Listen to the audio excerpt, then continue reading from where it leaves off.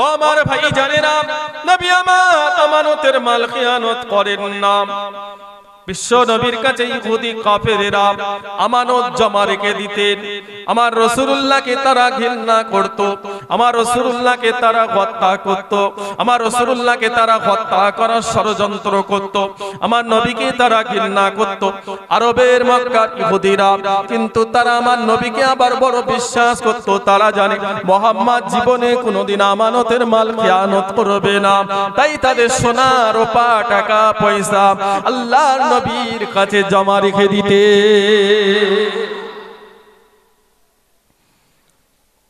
ও নবীর উম্মতেরা, ও আমার ভাইজানেরা, নবী আমার যখন মদিনা শরীফে চলে যাচ্ছেন, হযরত আলীকে বললেন, আলী আমানতের মাল যেন খিয়ানত না হয়ে যায়। যে সমস্ত মানুষেরা আমি নবীর কাছে আমানত রেখেছে, আমানত যেন খিয়ানত না হয়ে যায়। আমি মনে হয় মুহাম্মদ আর মদিনায় ফিরব না, আমি মুহাম্মদ মনে হয় আর মদিনায় আসা হবে না, আমানত যেন খিয়ানত না হয়ে যায়। ও আলী, এই আমানত গুলো যাদের তাদের বাড়িতে বাড়িতে পৌঁছে দিও। নারে তাকবীর। ব্যাংক রাসূলুল্লাহকে আল্লাহ ব্যাংক করেছিলেন, আমার নবীকে আল্লাহ ব্যাংক করেছিলেন, অ্যাকাউন্টে জমা রেখে দিত তাদের সোনা টাকা রূপা। একমাত্র তারা বিশ্ব নবীকেই ভরসা করত। জোরে হলো না? কেমন নবী, কি নবীকে আমরা পেয়েছি, যে নবীর ওসিলায় আজকে ইসলাম, ইসলামে যত দেশ দুনিয়ার মুসলমান নবীর ওসিলা কোরআনের কানুন। আরব বলেন, দুবাই, কাতার, শারজা, দোহা, আবুধাবি, ইরান, কুয়েত, গেছো কোনদিন? এসব জায়গায় গেছো? চোখে দেখে আসো, মুসলমানকে আল্লাহ বাদশা করেছে। আর একটু জোরে হলো না? মুসলমানদের আল্লাহ বাদশা করেছে, চোখে দেখে আসো। আল্লাহ যত দামি জিনিস মুসলমানদের হাতে তুলে দিয়েছে, আমার রাসূলের গোলামদের হাতে তুলে দিয়েছে। পেট্রোল, ডিজেল, তেলের খনি, সোনার খনি, গ্যাসের খনি, এগুলো আল্লাহ কারোর হাতে দেয়নি, বিশ্ব নবীর গোলামদের হাতে রেখেছে। আর একটু জোরে বলো। পৃথিবীর মানুষ বেঁচে আছে মুসলমানদের জন্য। এত কথা বড়, এত বড় কথা বললাম। দুনিয়ায় যত মানুষ আছে বেঁচে আছে মুসলমানদের জন্য। আসমানে বিমান উড়ছে, মুসলমানরা যদি তেল দেয় তবেই বিমান উড়বে। নবীর গোলামরা যদি তেল না দেয় আসমানে বিমান উঠবে না, তোমার বাইক চলবে না, তোমার গাড়ি চলবে না।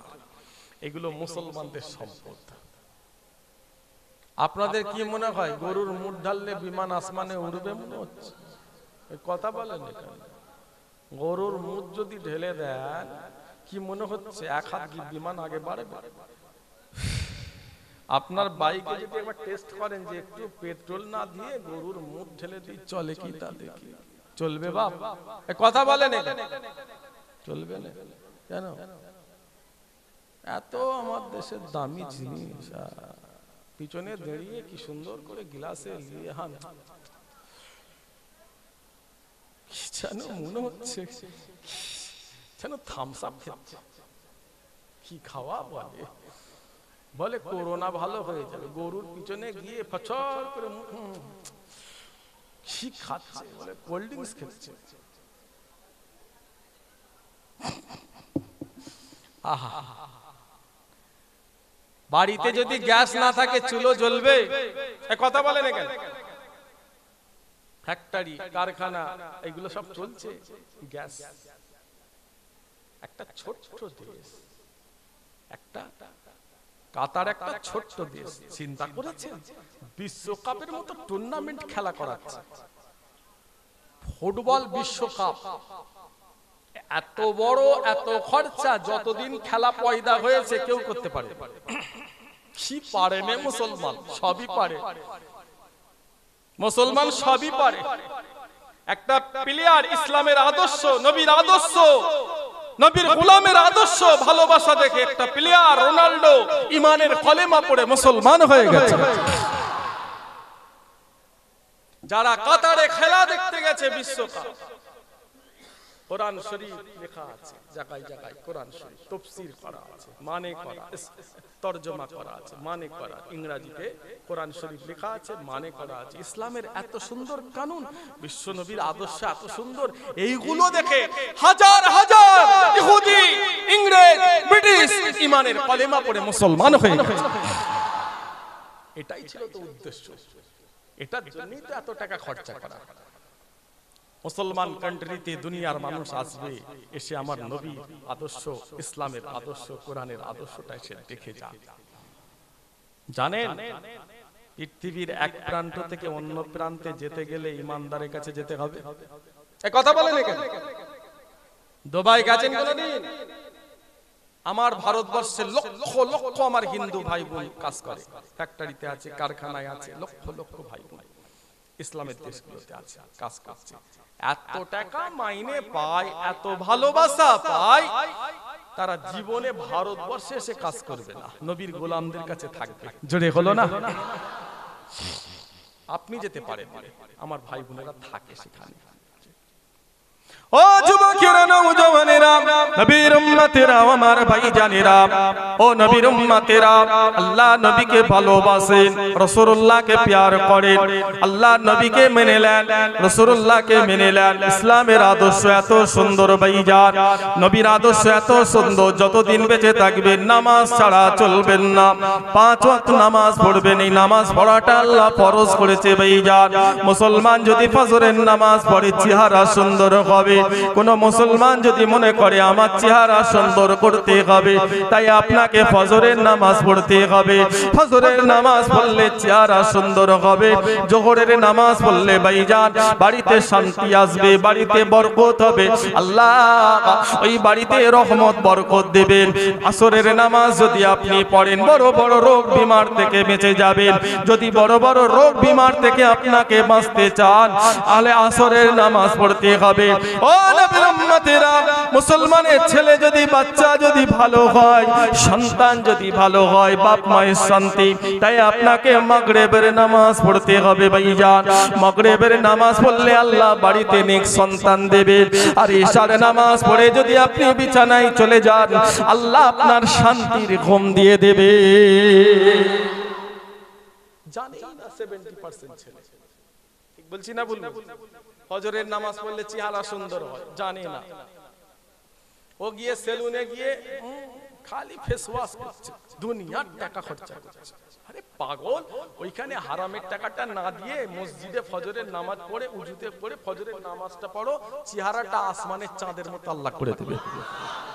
ওইখানে টাকাটা হারামের টাকা ঢেলুন, হালালের পয়সা, অনেক কষ্ট করে পয়সাটা রোজগার করেছো, ওই পয়সাটা নিয়ে বাপ মায়ের হাতে দাও, স্ত্রীর হাতে দাও, আল্লাহ তোমাকে আসমান থেকে আরো টাকা পাঠাবে। জানেই না।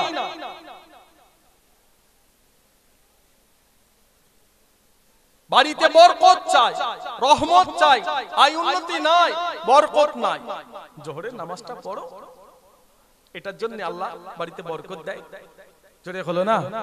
আর একটু জোরে হলো না? আসরের নামাজ পড়লে বিমার থেকে বাঁচতে পারবে, রোগ থেকে বাঁচতে পারবে, সন্তান নেক হবে, পরেজগার হবে, আল্লাহ ওয়ালা হবে। মাগরিবের নামাজ পড়তে হবে।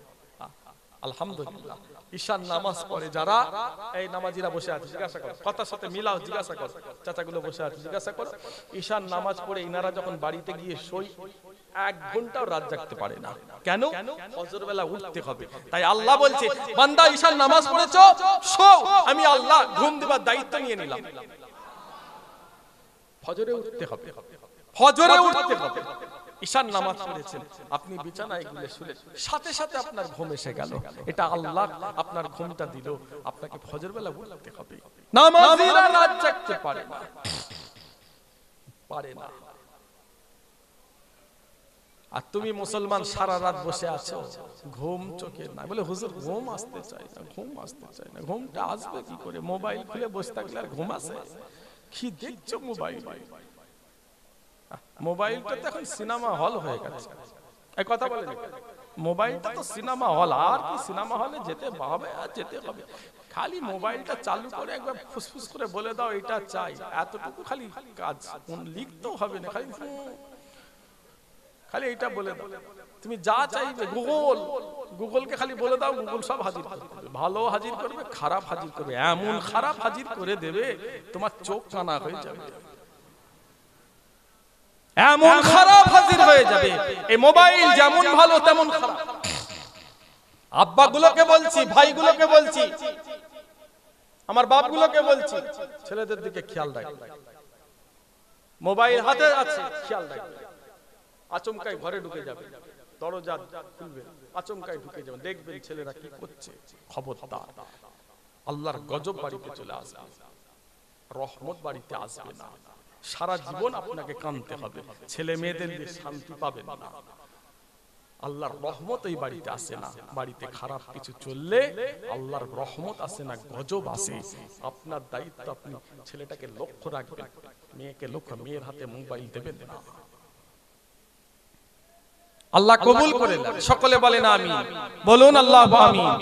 আজকের ইসালে সাহেব আপনারা সবাই খুশি না বেজা? খুশি না বেজা? আলহামদুলিল্লাহ বলেন, সবাই বলেন আলহামদুলিল্লাহ। আল্লাহ আল্লাহ কবুল করেন, আল্লাহ কবুল করেন। যতদিন বেঁচে থাকবেন 5 ওয়াক্ত নামাজ পড়বেন, 5 ওয়াক্ত নামাজ পড়বেন তো? বলেন ইনশাআল্লাহ, সবাই বলেন না ইনশাআল্লাহ। আল্লাহ কবুল করেন। যতদিন বেঁচে থাকবেন নামাজ থেকে সরবেন না। ফরজ নামাজ 17টা নামাজ, 17টা সেজদা দিয়া ফরজ, ফরজ, ফরজ। এই নামাজের কোনো মাপ নাই। যদি নামাজের নিয়ত করলে নয়াতওয়ান উসাল্লি লিল্লাহি তাআলা রাকাতিস সালাত, ফরজ নিয়ত হয়ে গেছে, বেঁধে ফেললে আরবা সালাতুল জোহর, জোহরের নামাজের নিয়ত হয়ে গেল, আসর আরবা সালাতুল আসর নিয়ত হয়ে গেল, সালাসা মাগরিব নিয়ত হয়ে গেল, আরবা সালাতুল ইসা নিয়ত হয়ে গেল। যখনই নিয়ত করলেন দেখছেন সামনে একটা বিষাক্ত সাপ ঘুরছে, ফরজ নামাজের নিয়ত ছাড়া যাবে না। সাপ যদি আপনাকে কাটে নিয়ত ছাড়া যাবে না। ফরজ নামাজ, সুন্নত হলে ছেড়ে দিতে পারেন, নফল হলে ছেড়ে দিতে পারেন, কিন্তু ফরজ নামাজের নিয়ত ছাড়া যাবে না। ফরজ নামাজ আপনাকে পড়তেই হবে, ফরজ নামাজের কোনো মাপ নাই। জোরে বলেন সুবহানাল্লাহ। বিছানায় শুয়ে আছেন, পড়তে হবে। আমার ভাই, সময় নষ্ট করুনি ভাই রে, সময় নষ্ট করুনি, চলে সবাইকেই যেতে হবে। এই জওয়ানি এই যুবকের ক্ষমতা শেষ করে দিও না, সেজদা দেওয়ার সময় শেষ করে দিও না। বয়স যখন হয়ে যাবে আর তুমি সেজদা দিতে পারবে না, এই সময়টাই তোমার সেজদা দেওয়ার সময়।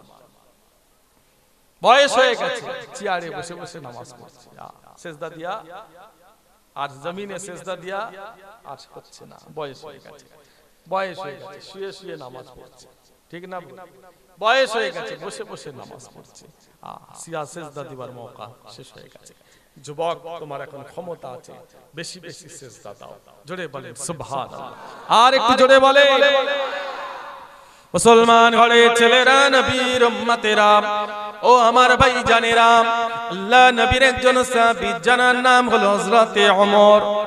হযরতে ওমর ফারুক হুজুরের ছেলের নাম হলো হযরতে আব্দুল্লাহ, আর হযরতে আলী হুজুরের ছেলের নাম হলো হযরতে হুসাইন। তখনকার জামানায় হযরতে ওমর ছিলেন আরবের প্রেসিডেন্ট ভাইজান, আর তখনকার জামানায় হযরতে আলী ছিলেন প্রধান বিচারপতি। আরবের প্রেসিডেন্ট ছিলেন হযরতে ওমর, আর হযরতে আলী ছিলেন আরবের প্রধান বিচারপতি। ও নবীর উম্মতেরা, হযরতে হুসাইন আর হযরতে আব্দুল্লাহ দুজনে মিলে একই মাদ্রাসায় পড়াশোনা করে। প্রেসিডেন্টের দাম বেশি না কম? এক কথা বলেন, প্রেসিডেন্টের দাম বেশি না কম? হযরতে ওমর প্রেসিডেন্ট ছিলেন, আরবের প্রেসিডেন্ট, আরবের প্রেসিডেন্ট, ইসলাম দেশের প্রেসিডেন্ট। একটা না, 12 বছর রাষ্ট্র চালিয়েছে। জোরে বলেন কত বছর? 12 বছর রাষ্ট্র চালিয়েছে। নবীর কানুন, কোরআন, কোরআনের কানুন। ও নবীর উম্মতেরা, আব্দুল্লাহ আর হুসাইন দুজনে একই মাদ্রাসায় পড়াশোনা করেন ভাইজান। হযরতে হুসাইন নিজের কলমটা জমিনে ফেলে দিলেন, আব্দুল্লাহকে বলেন তোলো। আব্দুল্লাহ কলমটা তুলে দেয়, আবার হুসাইন জমিনে কলম ফেলে দিলেন, আবার বললেন আব্দুল্লাহ তোলো। এইভাবে বারবার হুসাইন জমিনে কলম ফেলে, আব্দুল্লাহকে বলে তোলো। আব্দুল্লাহ তোলে। আব্দুল্লাহ বলতে লাগে হুসাইন আমি কি তোমার খাদেম? বারবার তুমি কলম জমিনে ফেলো, আবার বারবার আমায় বলো তুলতে, আমি কি তোমার খাদেম? হুসাইন বলেছিলেন আব্দুল্লাহ তুমিও খাদেম, তোমার আব্বাও আমাদের খাদেম।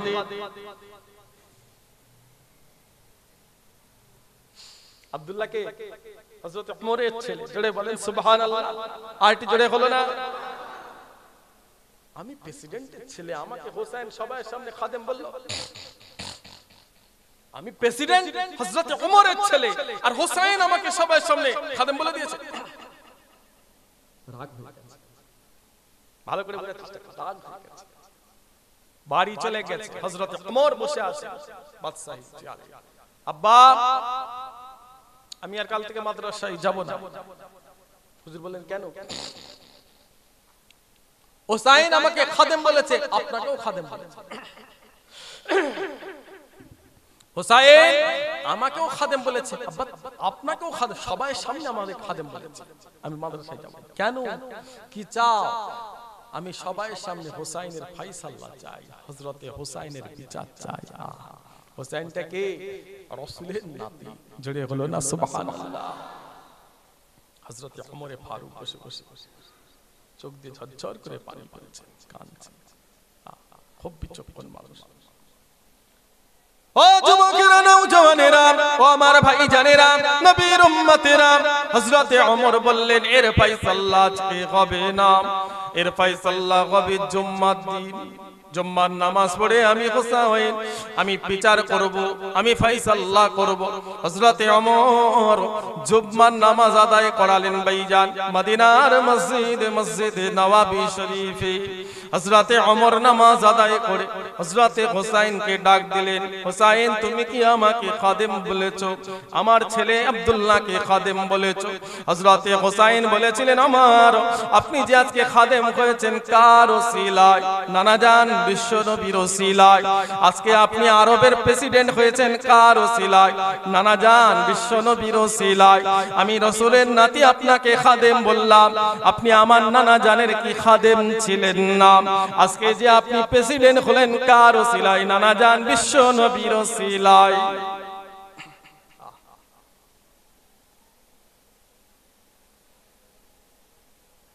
ও আমার ভাইজানেরা, হযরতে ওমর বললেন ও আব্দুল্লাহ যাও বাগান থেকে একটা খেজুরের পাতা নিয়ে আসো। আব্দুল্লাহ ছুটতে শুরু করে দিল ভাইজান, ছুটে ছুটে বাগান থেকে একটা খেজুরের পাতা নিয়ে আসেন। হযরতে ওমর বললেন হুসাইন এই কথাটা তুমি আমাকে লিখে দাও, দুনিয়ার জমিনে বিশ্ব নবীর খাদেম ছিলাম, এই কথাটা হুসাইন তুমি লিখে দাও। হযরতে হুসাইন লিখতে শুরু করে দিলেন, আমি হলাম বিশ্ব নবীর নাতি হুসাইন, আলী ইবনে হুসাইন, আলী ইবনে হুসাইন, নবীর নাতি আমি হুসাইন লিখে দিলাম। দুনিয়ার জমিনে আমি আমার নানা জান বিশ্ব নবীর খাদেমি করতে দেখেছিলাম। আর একটু জোরে হলো না?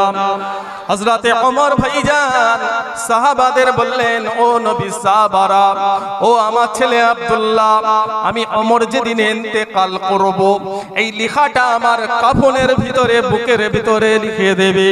আমি ওমর যেদিন ইন্তেকাল হয়ে যাব নবীর নাতি হুসাইনের এই লেখাটা আমার কাফনের ভিতরে দিয়ে দেবে। আমার যদি আমল আল্লাহ পছন্দ না করে, কিয়ামতে যদি আমার আমল পছন্দ না হয়, আল্লাহ যদি আমাকে আটকে দেয়, আমি ওমর যদি জাহান্নামী হয়ে যাই, এই লেখাটা আমি আমার আল্লাহকে দেখাবো। আল্লাহ এই লেখাটা লিখে দিয়েছে নবীর নাতি হুসাইন, দুনিয়ার জমিনে আমি বিশ্ব নবীর খাদেম ছিলাম। নারে তাকবীর।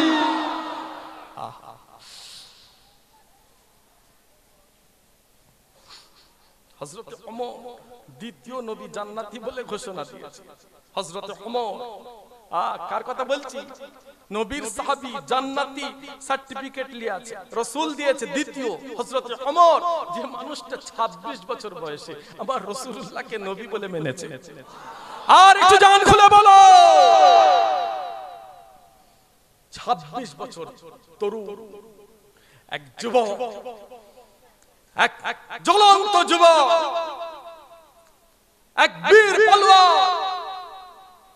আরবের পালোয়ান, আরবের এক তরুণ যুবক, বয়স 26। আমার রাসূল সিজদায় গিয়ে আল্লাহকে বললেন, আল্লাহ আবু জেহেলকে কবুল করে, আবু জেহেলকে চাই, তা না হলে হযরত ওমরকে কবুল করে। এই দুটোর মধ্যে একটাকে চাই। জোরে হলো না?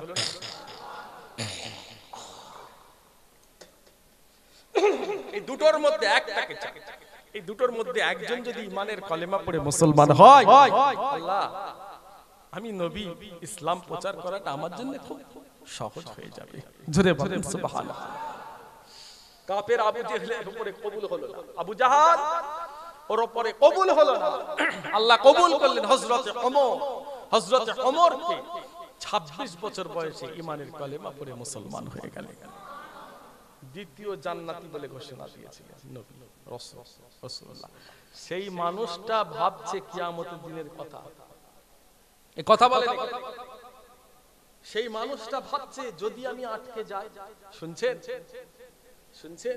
হযরত ওমর ভাবছেন আমি যদি আটকে যাই, আমার কোন আমল যদি আল্লাহ পছন্দ চয়েস না করে, আল্লাহ যদি আমাকে জাহান্নামে দিয়ে দেয়, আমি যদি ওমর আটকে যাই, আমি এই হুসাইনের লেখাটা কাফন থেকে বের করে আল্লাহকে দেখাবো, আল্লাহ নবীর নাতি আমাকে লিখে দিয়েছে, এই খেজুরের পাতায় লেখা আছে আমি দুনিয়ায় বিশ্ব নবীর খাদেম ছিলাম। এইটা দেখে আল্লাহ আপনি আমাকে নাজাত দিয়ে দেন, আল্লাহ এইটা দেখে আপনি আমাকে মাফ করে দেন। কোথায় পড়ে আছি? কোথায় আমরা কোথায় পড়ে আছি? আপনাদের কথা বলিনি, আমার কথাই বলছি। রাসূলুল্লাহর মেয়ে হযরতে ফাতেমাকে কবরের সামনে শোয়ানো হলো। হযরতে আবু যার গফফারি চিৎকার করে কবরকে বলছেন, কবর আজকে তোমার পেটে কাকে দেয়া হচ্ছে জানো? আবু যার গফফারি কবরের সামনে চিৎকার। আম্মাজান ফাতেমা যখন ইন্তেকাল করলেন 36 বছর বয়স। কত বছর? 36 বছর বয়স। আম্মাজান ফাতেমা হযরতে আলীকে বললেন, আলী আমার স্বামী, আমি যখন ইন্তেকাল করব কাউকে শোনাবার দরকার নাই, কাউকে শোনাবার দরকার নাই, আপনি চুপি চুপি আমার গোসলটা দিয়ে চুপি চুপি আপনি আমাকে দাফন করে দেবেন। আপনি আমাকে ভালোবাসেন তো? হযরতে আলী বলছেন, হ্যাঁ খুব ভালোবাসি ফাতেমা, আমি তোমাকে খুব ভালোবাসি, আমি তোমার ছাড়া, তুমি ছাড়া আমার আর দুনিয়ায় কেউ নাই। জোরে বলেন সুবহানাল্লাহ। একজন কি দেয়া যায় ইজ্জত, একজন কি দেয়া যায় 10 জনকে নয়, একজনকে। হযরতে আবু যার গফফারি হুজুর কবরের সামনে শুইয়ে দিলেন। কবরকে বলছেন, কবর আজকে তোমাকে কাকে দেয়া হচ্ছে তুমি জানো? এনার পরিচয় জানো? কবর বলছে, কে ইনি? কে ইনি? হচ্ছে হযরতে হাসান আর হযরতে হুসাইনের আম্মা জান। জোরে বললেন না? আর একটু জোরে বলো না। কবর বলছে, আমি ও পরিচয়টা তো লব না, এই পরিচয় তো আমি লিই না, আমি চিনি কবর ফাতেমার আমল, ফাতেমার কাজ। ফাতেমার আমল যদি ভালো হয়, মাগো কবর বলছে ফাতেমার আমল যদি ভালো হয়, কাজ যদি ভালো হয়, আমি কবর ফাতেমাকে সম্মান দেব। আবু যার গফফারি হুজুর আবার বললেন, কবর ইনি হচ্ছেন বিশ্ব নবীর মেয়ে সাইয়্যিদাতুন নিসা ইয়া আহলাল জান্নাহ, জান্নাতের নেত্রী সরদারনি ফাতেমা। জোরে বললেন না সুবহানাল্লাহ। কোনো দাম নাই, কোনো দাম নাই। দাদা হুজুরের আওলাদ, ফুরফুরা শরীফের আওলাদ, আলহামদুলিল্লাহ কোটি কোটি শুকরিয়া আল্লাহর কাছে। আল্লাহ আমাকে খুব ভালো ঘরে জন্ম দিয়েছে। আমি ফুরফুরার আওলাদ, আমি আলেম, আমি মুফতি, আমি ইমাম, আমি হাফেজ, আমি কারি, আমি হুজুর যদি নামাজ না পড়ি কোনো দাম আছে? এই কথা বলেন এখানে কোনো দাম আছে? আমি হুজুর দাদা হুজুর আওলাদ, মাথায় টুপি পরি না, নবীর সুন্নত নাই মুখে, আমি হুজুর দাদা হুজুর আওলাদ প্যান্ট শার্ট পরে বেড়াই, কোনো দাম আছে? কোনো দাম নাই। জীবনে কোনোদিন আমি খোর চালাই। এখন তো আবার দাড়ি দেখলে কিছু কিছু মানুষ দাঁড়িয়ে রেখেছে জানো, দূরবীন নিয়েও দেখা যাবে না। দূরবীন সেদিন সামনে লাগিয়ে দেন যে মুখে দাঁড়িয়ে আছে কিনা দেখি, দূরবীনটা কাঁপবে বলে দাঁড়িয়ে না অন্য কিছু। কি দাঁড়িয়ে বলে? মুসলমানদের দাঁড়িয়ে রাখা সুন্নাত, এক মুষ্টি। আলহামদুলিল্লাহ, সবাই বলেন আলহামদুলিল্লাহ। কোনো দাম নাই। আলেম হন, মাওলানা হন, মুফতি হন, হাফেজ হন, কারি হন, যাই হন, নামাজ পড়তে হবে, কোরআন পড়তে হবে, জিকির করতে হবে, আল্লাহ আল্লাহ রাসূলের কথা অনুযায়ী চলতে হবে, তবেই সম্মান পাবেন, তা না হলে কোনো দাম নাই। যতদিন বেঁচে থাকবেন আল্লাহ আল্লাহ রাসূলকে মেনে চলবেন। সবাই বলেন ইনশাআল্লাহ, সবাই বলেন ইনশাআল্লাহ। ভুল হয় ভালোবাসা প্যার দিয়ে আল্লাহ রাসূলকে সামনে রেখে বললে আল্লাহ মনের ভেতরে ভালোবাসা তৈরি করে দেন, তাসির হয়। আল্লাহ ভুল করছি, আল্লাহ আল্লাহ গো ঠিক মতো নামাজ পড়িনি, আল্লাহ আল্লাহ ভুল করছি, আল্লাহ ঠিক মতো দাঁড়িয়ে রাখতে পারিনি, আল্লাহ বাইরে অনেক জায়গায় যাই, কাজ কাম করি, ভুল হয়ে গেছে, ভুল হচ্ছে, আল্লাহ এই আজিজি ইনকিসারি করবেন, আমার আল্লাহ এটাকে পছন্দ করে, এটা দেখে আল্লাহ জীবনের গুনাহ সব maaf করে দেবে। জোরে বলেন সুবহানাল্লাহ। আল্লাহ আমাদের পরহেজগার করে দেন। সবাই বলেন আমিন। আসেন রাসূলুল্লাহ মদিনা শরীফে এসে আছেন, জান্নাতের বাগানে সবাই দাঁড়িয়ে আমরা রাসূলুল্লাহর নামে বিশ্ব নবীকে একবার সালাম দেব। সবাই উঠে দাঁড়িয়ে জানি ইয়া আল্লাহ, বিপদ দিক আলহামদুলিল্লাহ, আল্লাহ সবকিছু দিক আলহামদুলিল্লাহ, সবসময় আলহামদুলিল্লাহ, শুকরিয়া।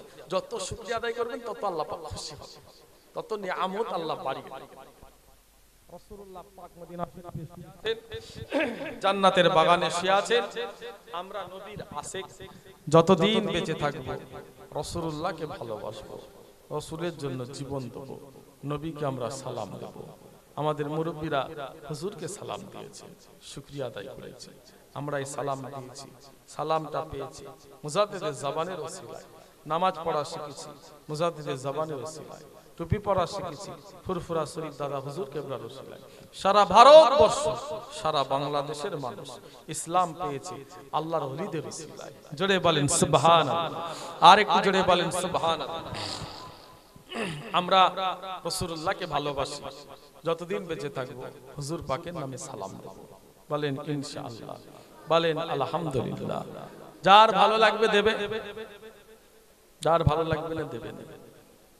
আমাদের ভালো লেগেছে আমরা নবীকে সালাম দিই, আমাদের মুরব্বীদের ভালো লেগেছে সালাম দিয়ে আল্লাহর ওলি হয়ে তারা কবরে চলে গেছে, রাসূলের আশিক হয়ে কবরে গেছে। আমরাও নবীর আশিক হয়ে কবরে ঢুকবো, যতদিন বেঁচে থাকবো হুজুরের নামে সালাম দেব। আসুন ভালোবাসা দিয়ে, প্যার দিয়ে, জান ভরে বিশ্ব নবীকে সালাম দেব। আল্লাহ আমাদের এই সালামের তোহফা রাসূলুল্লাহ দরবারে পৌঁছে দেন। বলুন আল্লাহু আমিন। আসুন সবাই একসাথে ইয়া নবী সালাম আলাইকা, ইয়া রাসূল ইয়া হাবিব সালাম আলাইকা,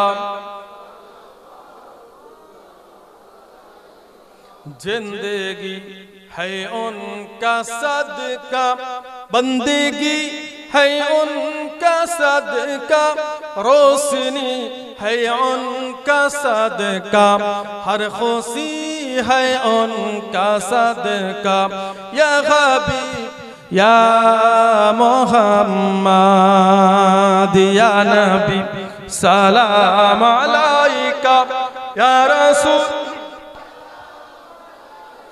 या हबीब सलाम अलैका।